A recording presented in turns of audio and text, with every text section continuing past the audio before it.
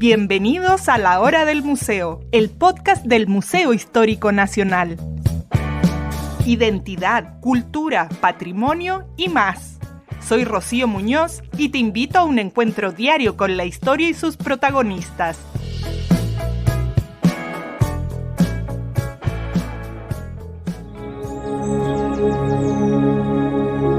En el lugar más árido del planeta, donde las precipitaciones casi no existen, ocurre un milagro de la naturaleza que desafía toda lógica.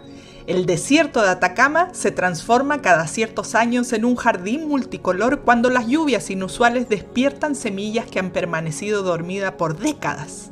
Este fenómeno extraordinario conocido como el desierto florido no es solo un espectáculo visual, es un laboratorio natural donde más de 200 especies de flores y plantas, muchas de ellas endémicas, demuestran estrategias de supervivencia únicas desarrolladas a lo largo de milenios. Para comprender este fascinante ecosistema, hoy hemos invitado a Gloria Rojas, jefa del área de botánica del Museo Nacional de Historia Natural. Como una de las principales expertas en flora desértica chilena, Gloria ha documentado exhaustivamente este fenómeno durante décadas, siguiendo de cerca los grandes florecimientos. Sus investigaciones han revelado los secretos de especies como la pata de guanaco que tiñe el desierto de morado, las malvillas rosadas y el carbonillo con sus flores blancas que contrastan con el follaje oscuro.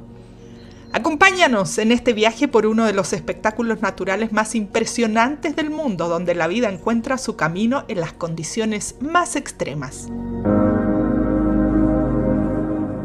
Hola Gloria, qué gusto tenerte aquí en la hora del museo, poder hacer este intercambio entre museo de historia natural, museo histórico nacional, para poder conversar y difundir lo que es nuestro patrimonio natural ahora en esta época que estamos prontos a iniciar la primavera. Así que un placer tenerte aquí en este espacio.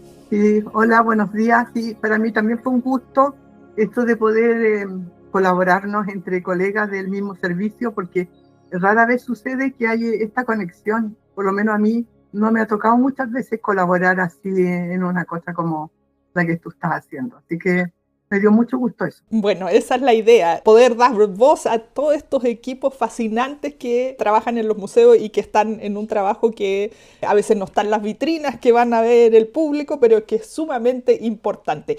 Gloria, partamos por eso. Cuéntanos, ¿en qué consiste tu labor ahí en el Museo de Historia Natural? Mira, yo soy bióloga botánica de la Universidad de Concepción, pero empecé a trabajar acá en el museo hace ya 40 años.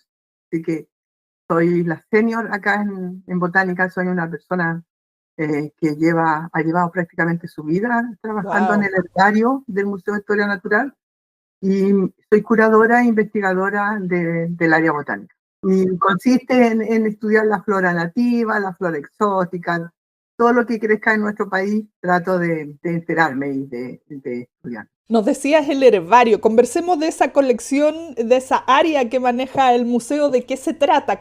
¿Qué podemos encontrar ahí? No sé si hay algo de eso en exhibición o uno lo puede ir a ver como si primero hace una petición. Mira, el herbario atiende visitantes regularmente, pero los visitantes o usuarios que vienen a nuestra área son por lo general estudiantes de pregrado, de posgrado, doctores o en distintas áreas del quehacer natural con plantas, por lo general botánicos.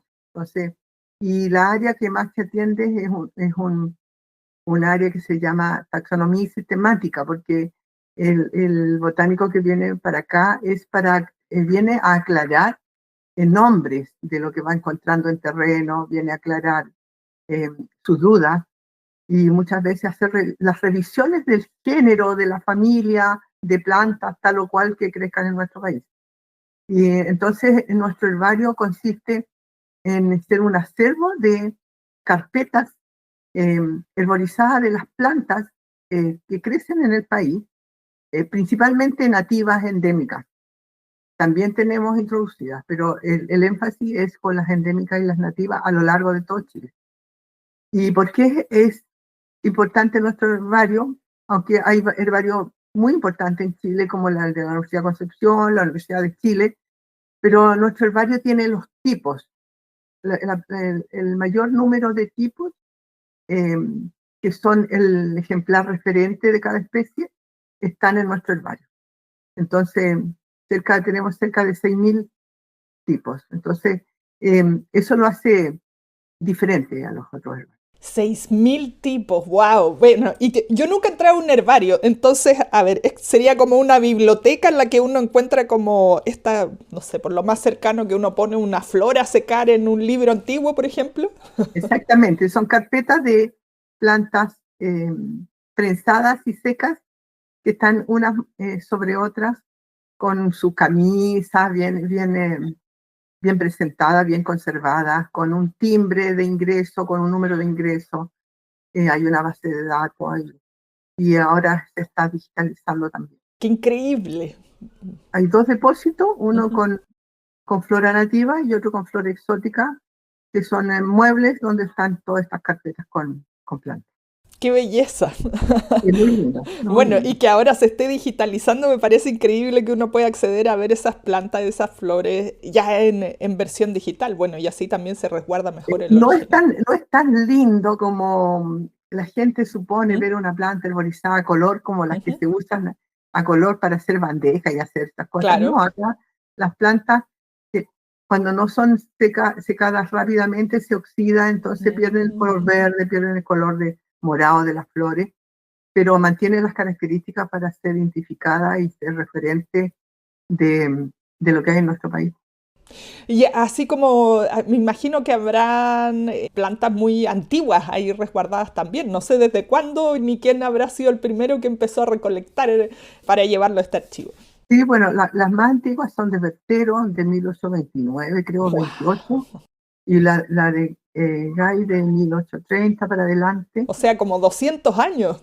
Sí. Y tenemos algunas más antiguas que son de otros países también. Algunos ejemplares que vinieron por intercambio son un poco más antiguos. ¡Qué increíble! ¡Wow! No, nunca hubiera pensado que algo tan frágil como una planta, una flor, unas hojitas. Y se mantiene, pero tal cual, o sea, no, está muy bien conservado todo el material. Qué hermoso, qué delicadeza me hace sentir eso. Gloria, bueno, ahora que ya nos diste el contexto, ya me puedo imaginar toda esa sección del museo. Vámonos a un fenómeno que ha estado bien latente estos últimos días, que se ha mencionado, que sí, que no, y finalmente se ha dicho que sí, va a haber desierto florido este año, que es una de las maravillas que tenemos aquí en nuestro país. Entonces ahí quería preguntarte o que nos compartas cómo vamos entrando a este fenómeno. Dicen que en algunos años que llueve, sí hay, otros dicen que llueve y al siguiente entonces hay. ¿Cómo funciona esto del desierto florido? No, el mismo año, o sea, si llueve en julio, agosto, ojalá llueva en julio, eh, en septiembre empieza a nacer las plantitas, octubre ya tenemos flores, noviembre más flores, y es en el mismo año, porque estas plantas que crecen en el desierto florido son anuales principalmente, no exclusivamente, porque también tenemos plantas que son perennes, que están debajo de la tierra, que se llaman geófitas, y otras no, que son arbustos, que se les cae toda la flor y están como muertos eh, varios años, pero llega el agua y reverdece. Y muchas que son de semillas, les llega este poco de agua, que tampoco es demasiada agua, llega la cantidad necesaria, se hidratan y empiezan a germinar inmediatamente. Bueno, si uno, y ahí pedirte como los límites geográficos, porque tampoco es en el desierto propio de Atacama, sino que en esta zona que llamamos como Norte Chico, ahí preguntarte por los límites. Y si uno va y camina por ahí, como que no ve semillas y no ve nada. Entonces por eso es como esta magia que hablamos del desierto florido. Claro, uno ve, claro, la expresión de la semilla, la expresión del efecto de la lluvia. Eh, Mira, los desiertos floridos son todos diferentes. Es lo que yo, en mi experiencia, nunca son iguales. Mm. Todo depende de la cantidad de agua, si la cantidad de agua es uniforme en el área donde ocurre el desierto florido, que generalmente es entre, eh, bueno, parte de acá, o sea, saliendo de Santiago para el norte empieza a florecer todo, pero la zona que le llamamos principalmente desierto florido es entre Vallenar y Copiapó, tanto por la zona del valle central como por la costa. A esa parte se le llama desierto florido, que ya vendría siendo la región de Atacama. Ujú. Eh, pero cuando llueve, uno al salir de La Serena para el norte empieza a ver maravillas eh, de flores, de diversidad de colores. Y, y como te decía, que todo depende de la cantidad de agua, porque cuando llueve mucho, Ujú. el desierto se vuelve un pastizal. O sea, tú ves una cosa verde así, lleno, y la gente trae las vacas, los caballos, todo ese lleno de vacas y caballos, y tú no ves los colores que quieres ver en el desierto. Cuando llueve, como lo suficiente eh, para que crezcan estas plantas que dan flores, es maravilloso, porque eh, es cierto que hay desiertos floridos en distintas partes del mundo, pero la gracia de nuestro desierto florido es que eh, va evolucionando a la vez Ujú. que, por ejemplo, al principio empiezan las nolanas y se ven así campos enormes blancos. Ya, flores Tú blancas. vas mirando desde Vallenar hacia Copiapó y ves extensiones de cerros blancos Mm, y de repente amarillos, que son las añañucas, claro. amarillas. Después ves zonas que son cerros, cuando cae poca agua, salen las patas de guanaco, que depende de la cantidad de agua y el tamaño. A veces es simplemente una pátina morada en todos los cerros. Entonces tú ves morados, así cubriendo los cerros. eh, a la distancia tú ves este morado medio brilloso. Entonces, esa espectacular eh, color, extenso color, porque es un solo color Ujú. extenso, entonces eso lo hace espectacular. Eso no lo tienen otros desiertos, porque florece más diversidad. Ah, Es como cuando vamos a la parte del desierto florido de la costa. En la ujú. parte del desierto florido de la costa, nosotros tenemos esa diversidad de colores, algunos trocitos amarillos, otros morados, otros blancos, otros rosados. Eh, hay más diversidad de colores, pero en la zona de travesía, de Vallenara a Copiapó, a mí eso para mí es mágico ver los cerros como se cubren de tonalidades unicromáticas. Uno se pregunta cómo es posible que en un desierto estén ahí esas semillas ocultas de alguna manera, cómo llegaron ahí, que, bueno, tú decías, depende también de la cantidad de agua, lo que germina. ¿Cómo es posible que, que tengamos desierto florido más allá del agua, digo, porque no es el único ingrediente? Es que es la evolución, en el fondo. Estas plantas eh, vienen de zonas principalmente tropicales y Ah, evolucionaron acá, um, se asentaron en la zona del desierto y fueron evolucionando, fueron cambiando y fueron diversificando, porque no tenemos una sola especie de pateguanaco, son mm, muchas especies de pateguanaco, muchas especies de lirio del campo, que son las altromeria, muchas especies de añañuca, hay amarillas, rojas, rosadas, blancas, entonces, y pertenecen también a distintos géneros. Esa ha sido una especiación a través de los miles de años, y por no decir millones de años. wow. ¿Y esas flores se pueden encontrar en otra parte de Chile o solo crecen ahí en el desierto? La mayoría solamente crece ahí. Hay algunas que se extienden un poco más hacia el norte. Por ejemplo, las nolanas son principalmente del norte. La gran cantidad de especies de añañuca también son del norte. Las altromerias no, las altromerias se concentran más en la zona central, pero también hay en el norte. Y hay violetas también, pero esas son muy inconspicuas, son muy pequeñitas y están tanto en el norte como más de la zona central. Pero en la zona del desierto florido son estas que te digo, las nolanas, las pateguanacos, distintas especies de añañuca. Bueno, yo nunca he estado en el Y desierto otras, pues, hay florido. otras Ah, más sí, pues. chiquititas, claro, hay otras, pero bueno, eh, que parecen como estrellitas, las maleservias, eh, hay loasas, hay una infinidad de otras especies, los mirabilis, que también son importantes en esta y son propios de la zona del desierto florido. Son alrededor como poco más de 200 especies que son propias de ahí. 200 especies, yo pensé que eran como 5. No hay más. Y no te he nombrado la que es como la reina, pero no está en la zona de travesía, que la llaman eh, la guerra de león, que es una flor eh, bastante espectacular porque en estas zonas de pedregales, entre la carretera norte-sur, en la zona de Vallenar hacia la costa, entre Vallenar y Copiapó, pero por la costa, en la zona del Parque Llano de Challe, más o menos, entre las rocas nace una especie de como enredadera, que tú ves una cosa turgente, así como una rama muy llena de agua, con hojas muy tersas, grandes, y que terminan en una flor grande que es como una pelota más grande que una pelota de tenis, roja. Y son varias flores, una inflorescencia. A esa le llamamos garra de león. Y esa es como la reina porque es endémica de ahí. No crece en ninguna otra parte del mundo. Qué espectacular. Yo no he estado nunca en el desierto florido, he estado muchas veces en el desierto y me encanta así sin nada. No me lo imagino cómo será de maravilloso con flores. Sí, porque mira, todo también cambia en su desarrollo, porque si vas en septiembre vas a ver algunas cosas, cuando uno es botánico encuentra cosas que después en octubre no están. En octubre hay otras flores dando sus flores, otras plantas dando sus flores, y después en noviembre están las altromerias y la garra de león. Entonces hay una evolución también, digamos, unas florecen antes, otras después.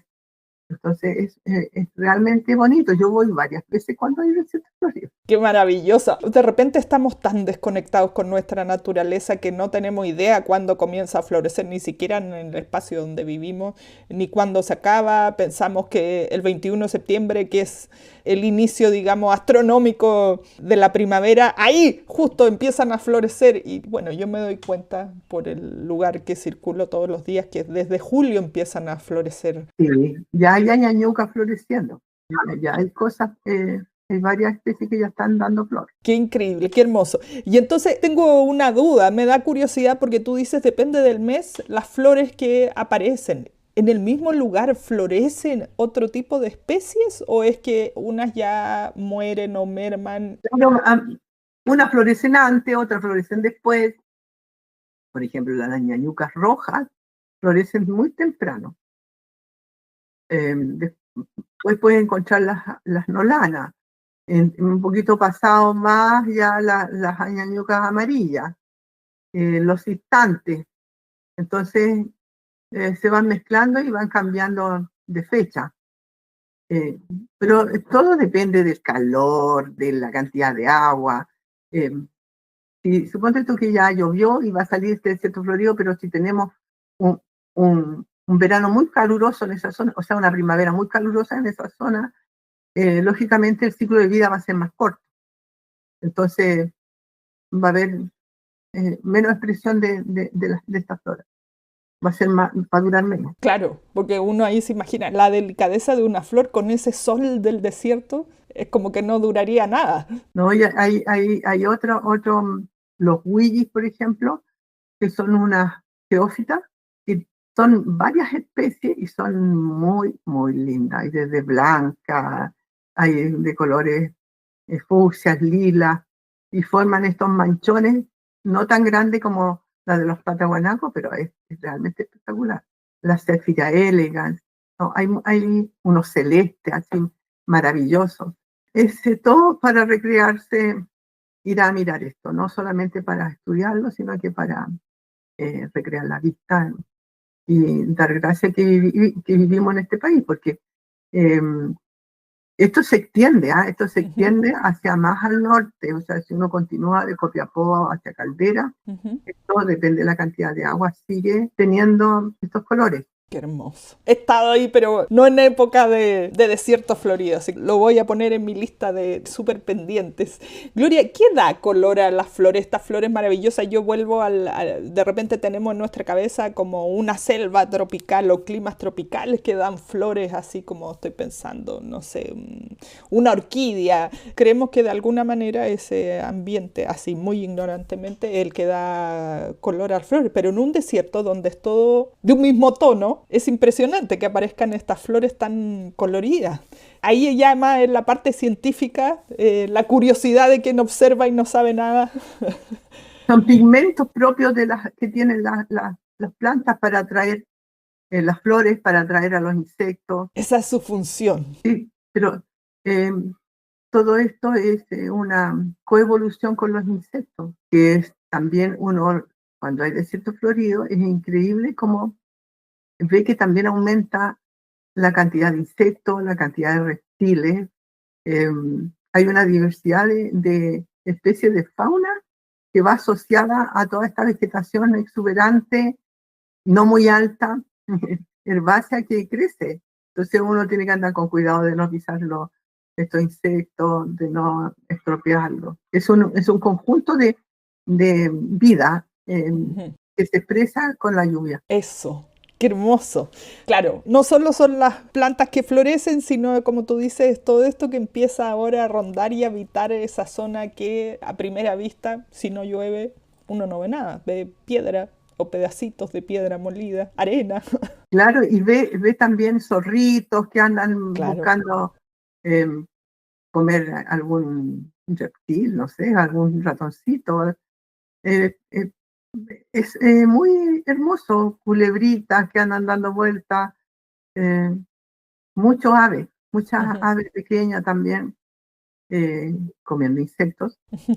Y es como que se genera una vida ahí que tiene un plazo relativamente de unos cuantos meses. Claro, Y 4 después, meses. Una explosión de vida. sí, sí. Qué increíble. Yendo a este tema de toda esta vida que surge ahí en el desierto, ¿qué pasa cuando se acaba? Las semillas mueren, porque en el fondo no mueren. ¿Cuál es ese misterio que nosotros no logramos captar así a grandes rasgos? Bueno, eso es lo que te hablaba al comienzo de las estrategias que tienen estas Ujú. plantas. Algunas son semillas pequeñitas y quedan distribuidas entre medio de la tierra, ahí debajo de otras plantas, debajo de hojarasca, que igual se distribuyen con el viento. Pero la mayoría son semillitas pequeñas que quedan. Otra semilla, como el cuerno de cabra, queda dentro de un cuerpo lignificado, un fruto que es muy duro y que tiene una forma como de un cuerno y medio que gira. Entonces el viento lo hace Ujú. correr y queda atrapado en algún rincón ahí y se empieza a llenar de tierra y se va enterrando solo. Y las semillas fructifican cuando viene el agua. Hay otras que son estas geófitas que tienen el bulbo debajo de la tierra a unos 30, 40 centímetros, quedan ahí. Entonces, cuando les llega el agua, pueden ser segundo año, tercer año, cuarto, quinto, sexto año, qué sé yo, pueden pasar fácilmente 8 años y les llega el agua y brota de nuevo.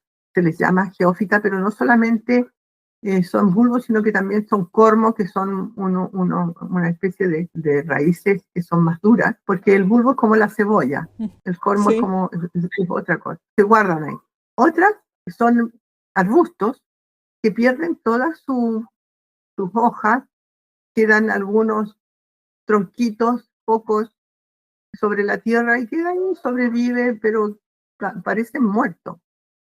Y cuando llega el agua, eh, empiezan a crecer ramas, semillas.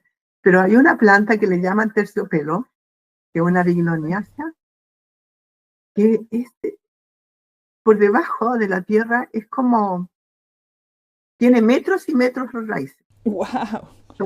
Como a 10 a 20 centímetros, puede ser un poco más, crece y forma como unas redes por debajo de la tierra.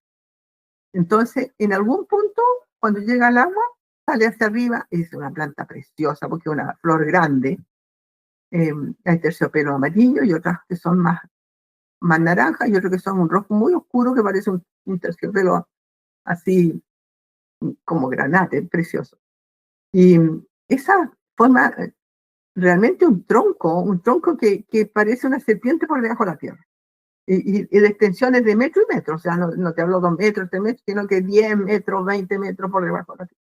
Porque yo he seguido las raíces de esta planta, que esta familia es principalmente de origen tropical, y nosotros tenemos muchas acá como ornamentales de esas, y son enredaderas. Eh, por ejemplo, la oñegato, hay varias vinoniaceae que estamos usando ahora último como ornamentales en Santiago. Y esta pertenece a esa familia, y es como si fuera un árbol por debajo de la tierra. Entonces uno ve la expresión de una planta herbácea por encima, pero por debajo es otro cuento, y así muchas.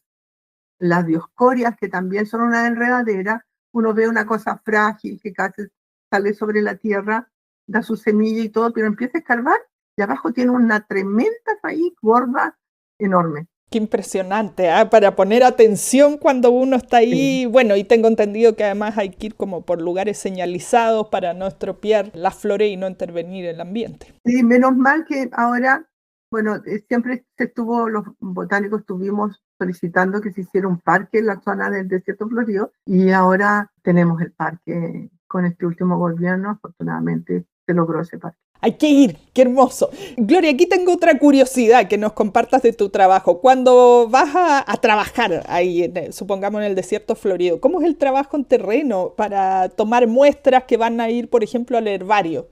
¿Cómo se hace eso? Primero hay que escribirle a la CONAF. Primera cosa.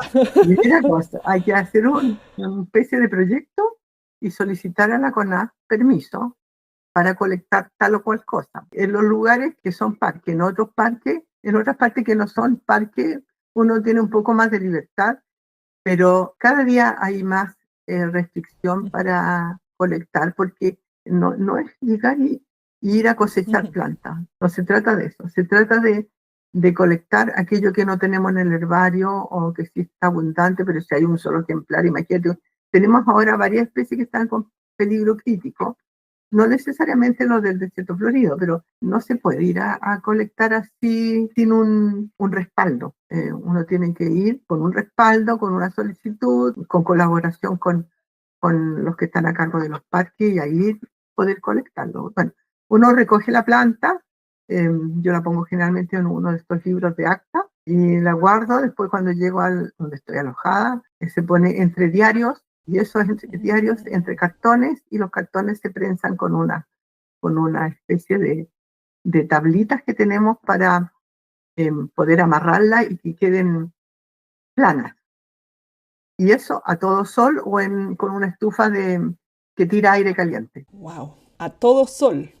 Bueno, me imagino que es para terminar de quitarle la humedad que pueda tener. Sí, para que se seque rápido, y porque si no pierde el color, como te digo, o le puede entrar hongo, pero generalmente esto se hace rápido. Y una vez llegado acá al museo, se pone una estufa de secado, después en un refrigerador menos 20 grados para eliminar los posibles bichos que traiga, porque se la pueden comer.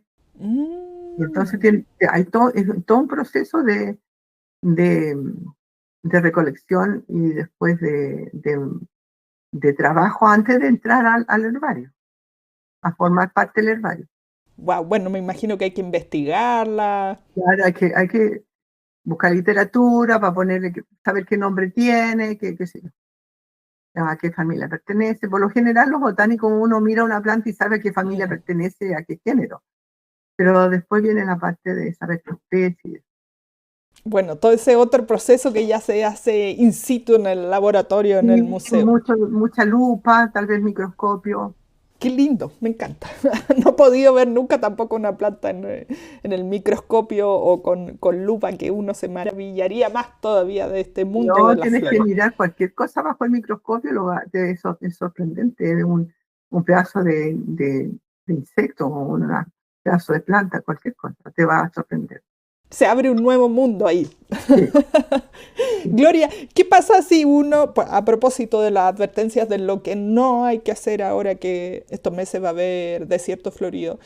Si uno se lleva una planta y quiere trasplantarla en su casa o una semilla porque quiere ver la posibilidad de que crezca en otro lado, ¿eso es posible o no? En el fondo también preguntarte aquí si tenemos como un banco de semillas. Para la gente común no es recomendable, porque lo más probable es que no le vaya a brotar y va a ser destrozo.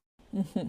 Primero debe andar por los senderos señalados, no ir a tomarse fotos pisando un montón de plantas, porque esas plantas que se pisan o que se mueven muchas veces no alcanzan a semillar, porque son bien volubles, son muy frágiles, Ujú. entonces se secan. O sea, si tú las manipulas, se secan y no alcanzan a dar semillas. Entonces, al no semillar ya va a haber menos semillas en el lugar para que fructifiquen o crezcan cuando venga la lluvia. Además, son plantas que tienen ciertas exigencias ecológicas que uno no se las va a dar en la casa. Lo mejor es buscar un criadero de plantas que ya tenga la planta media domesticada y comprársela. Esa es mi recomendación. Bueno, y a propósito de lo que te preguntaba a continuación, así como recolectan flores o plantas para, por ejemplo, llevarla al herbario en caso de que haga falta tener ese ejemplar, ¿también lo hacen con las semillas o no? ¿Qué pasa si esas flores se extinguen o no sé si están en peligro? Mencionaba otra especie de Chile.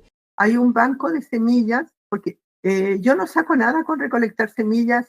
Puedo recolectar semillas solo para estudiarlas morfológicamente, de Ah. cómo son, cuánto miden, cuánto pesan, de qué color es, qué sé yo, describir las semillas. Para eso, pero si yo la guardo en el herbario que tenemos guardadas, hay Ujú. una colección de semillas, esas semillas no se reproducen.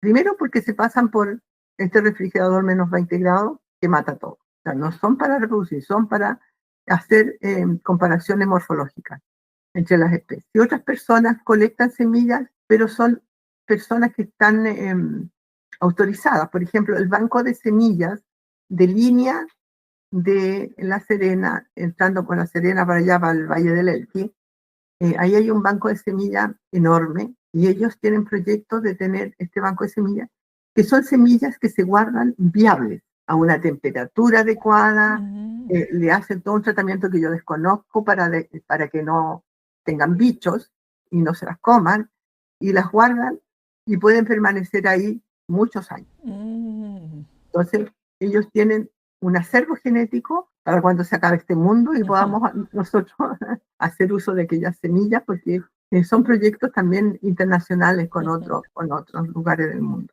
Esto de guardar las semillas de un país con estándares como para que permanezcan viables por mucho Ujú. tiempo.